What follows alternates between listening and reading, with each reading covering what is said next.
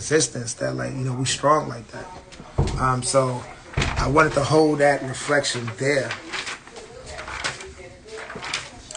So this is perfect. We in the last hour, so the last hour is going to be kind of snappy, and we're going to get more into like the details of the dissertation. And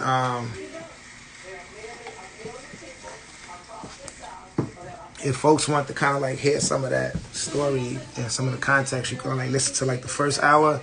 And if you wanted to hear some of the ideas specific to each chapter, you listen to like this last 45, 50 minutes. So chapter 1 is really focused on the problem. Oh, before we go to chapter 1, sorry. There was a section that I call the preface. And it comes right before chapter 1, and it's called, and it's really to lay out a formation of this concept that I'm calling journeying. And I really start off by saying I'm journeying from multiple standpoints. Like, I'm a street person, I'm a formerly incarcerated person, I'm a father, I'm a husband. I'm from Mississippi. I'm in this PhD program. I'm a heterosexual dude. Yeah, and I grew up in Mississippi and Queens. And I'm really the foundation to the creation of H.O.L.L.A, and I'm one of the main facilitators of the youth program Understudy. So I said I'm journeying to this dissertation process with all of those standpoints, and those standpoints are important. And then I secondly say that journeying is a choice. And I say I'm choosing to journey with all of those standpoints into this dissertation and not really shy away from those, because as you're going to see in my analysis and in my research methods and activities, like, those things are important in theoretical frameworks. Those things are important to the process. And I say that journeying is also an intentional movement towards building more healthier relationships with yourself and with other people. Like, the concept of journeying is like another way of saying, like, oh, stuff, I want to know myself more. Oh, stuff, I want to know my mom's more. I'm about to have a dinner with her and ask her questions I never asked her before.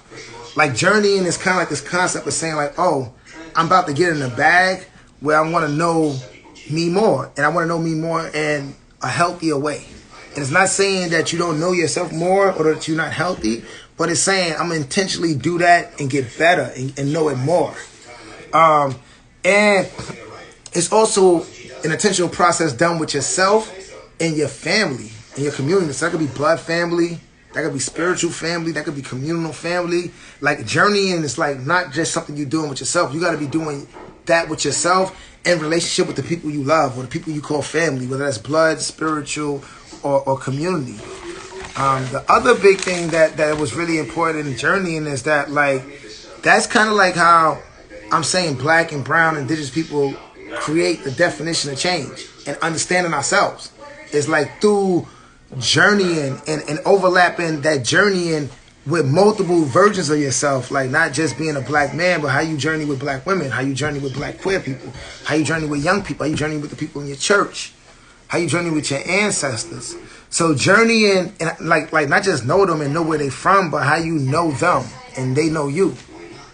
And how do you honor that, and what ways and you honor that with them. And a lot of that is depending on our blackness, our brownness, our indigenous, and our intersection. We might know a lot about being black and brown, but we might know very little about certain intersections. And in those intersections of being queer, being an elder, being formerly incarcerated, being a woman, being a man, being gender non-conforming, there's deep knowledge of, like, you don't really know me. I don't really know you. I don't really trust you. There's a lot more journeying that can happen for all of us in those deep pockets. And journeying is an intentional practice saying, can we know each other in those ways that could bring us closer? And it's like, it's the relational, emotional, and spiritual side of movement building that usually talk about what's the campaign, what's the analysis, like what's the idea, what's the power, you know. But when you're doing all those things, you got to build relationships, and that takes emotions. And relationships get hurt by ideas and by strategy and by stuff, and that's also draining. And doing the work is draining. So journey is also saying, like, how do you learn and pay attention to the emotional, spiritual, and relational aspects of movement building as you are trying to heal and liberate through the other praxis-based concepts of movement building.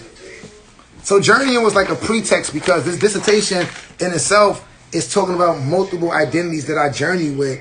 It's talking about how H.O.L.L.A is an iteration of other formerly incarcerated and currently incarcerated non-traditional approaches of youth development and community development. So the idea itself is a journey. And then it's talking about like how some of the work we did with community, how it bubbled up over time, and how healing over time is a journey. And particularly going to chapter 1 when we talk about the problem. And this is another reason why journey is important, because the way that